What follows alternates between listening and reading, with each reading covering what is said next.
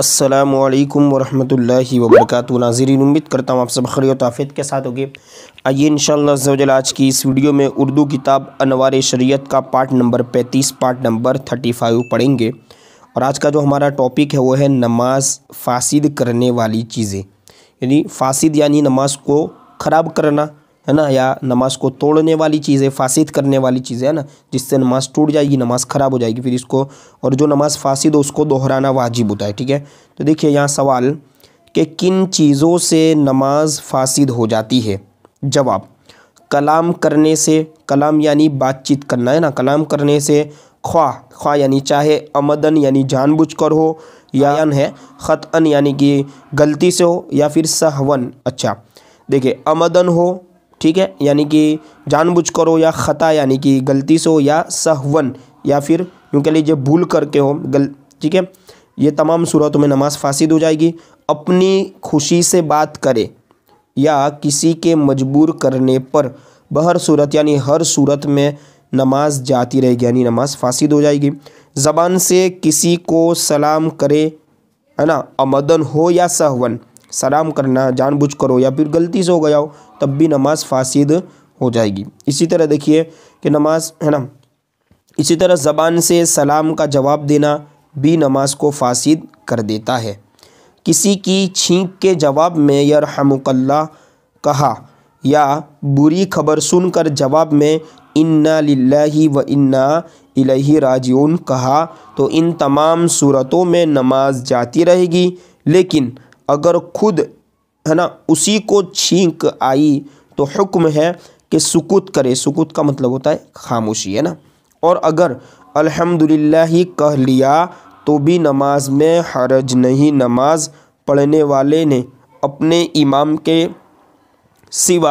अलावा दूसरे को लुकमा दिया तो नमाज फासिद हो गई।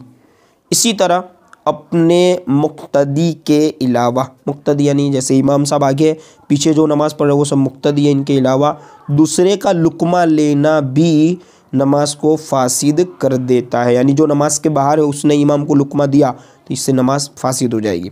और गलत लुकमा देने वाले की नमाज जाती रहती है। इसी तरह आगे देखिए, अल्लाह अकबरू की, है ना, जो अल्लाह अकबर होता है ना, इसके अलीफ को खींचकर अल्लाह अकबर ये कहना, यानी इससे भी नमाज फासिद हो जाएगी। या फिर अकबरू या फिर अकबार कहा, यानी बा को लंबा कर दिया, इससे भी नमाज मतलब के फासिद कर देता है, ये भी, इससे भी नमाज चली जाएगी। इसी तरह अल्लाह अकबर की, है ना, रे जो है ना, इसको रे को दाल पढ़ने से नमाज फासिद हो जाती है। और नस्तईनु को, है ना, नस्तईनु का जो अलीफ है, यानी नस्तईनु को अलिफ के साथ, यानी नस्ताईन ऐसे पढ़ा तो इससे भी नमाज जाती रहती है। और अनअमता की ते को ज़बर के बजाय, यानी अनमता में तामे लास्ट में ज़बर है ना, ज़बर के बजाय ज़ेर यानी अनमती पढ़ा, या फिर अनमता को अनमतू पेश पढ़ लिया तो इससे भी नमाज फासिद हो जाती है, यानी नमाज चली जाएगी, नमाज को दोहराना पड़ेगा। इसी तरह आह उह उफ, है ना, तुफ, दर्द या मुसीबत की वजह से कहे या आवाज़ के साथ रोए और हुरूफ पैदा होए तो, है ना, हुरूफ पैदा हो जाए तो इन सब सूरतों में नमाज जाती रहेगी। यानी ये जो बताया ना, उफ तुफ या इतने दो शब्द निकल गए, इससे नमाज फासिद हो जाएगी, नमाज चली जाएगी, इस नमाज को दोहराना पड़ेगा। लेकिन अगर मरीज़ की ज़बान से, यानी जो बीमार है, मरीज़ की ज़बान से बेइख्तियार यानी अपने काबू में नहीं था, बगैर कंट्रोल के, है ना, बेइख्तियार आह या, है ना, आह या और निकले, यानी और कोई शब्द निकले तो नमाज फासिद न हुई। इसी तरह छींक, खांसी, जमाई और डकार में जितने हुरूफ मजबूरन निकलते हैं, यानी मजबूरन यानी खुद से नहीं निकल रहे तो ये मुआफ़ है ना। दांतों के अंदर खाने की कोई चीज़ रह गई थी, उसको निगल गया, जो चीज़ थी ना उसको निगल गया। अगर चने से कम, जो चना आता है ना, चने से कम है तो नमाज मकरूह हुई, और चने बराबर है, यानी चने के बराबर है तो नमाज फासिद हो गई।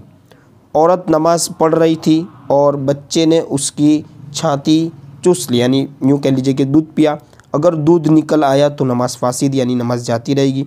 नमाजी के आगे से गुज़रना, जो चलकर जाते ना, नमाजी के आगे से गुज़रना नमाज को फासिद नहीं करता। बहुत सारे नहीं कहते बच्चा आगे से गुज़र गया नमाज ख़राब हो गई, तो जो गुज़रने वाला है उसको गुनाह होगा, लेकिन जो नमाज़ पढ़ रहा था उसकी नमाज में कोई फ़र्क नहीं पड़ेगा, यानी नमाज ख़राब नहीं होगी।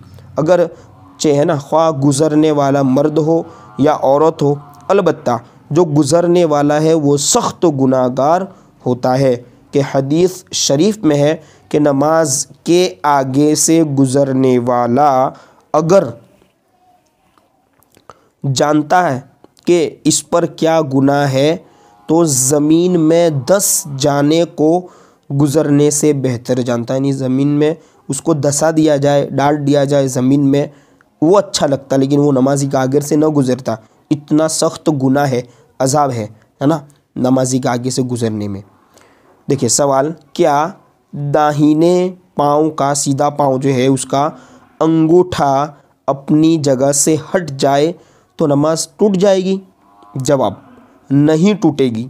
और आवाम में यानी लोगों में जो मशहूर है कि दाहिने पाँव का अंगूठा अपनी जगह से हट जाए तो नमाज टूट जाएगी, ये गलत है ना। नमाज में अंगूठा पैर का अगर हिल जाता है या हट जाता है तो इससे नमाज ख़राब नहीं होगी। बहुत सारी जगहों पर वो पुराने जो बुज़ुर्ग लोग होते हैं, बड़ी उम्र वाले, वो इस गलत फहमी को ज़्यादा मानते हैं कि मौलाना का पैर, कुछ लोग तो आते ही है मौलाना का पैर देखने के लिए कि हजरत का पैर हला कि नहीं हला। क्या पता क्या देखने आते हैं, नमाज़ पढ़ने आते हैं कि हलता हुआ देखना आता है अंगूठा, मतलब ठीक है। तो उम्मीद करता हूँ कि आपने सबक को पूरा पढ़ा होगा। अब देखें इंशाल्लाह पार्ट नंबर 36 में नमाज के मकरूहात पढ़ेंगे।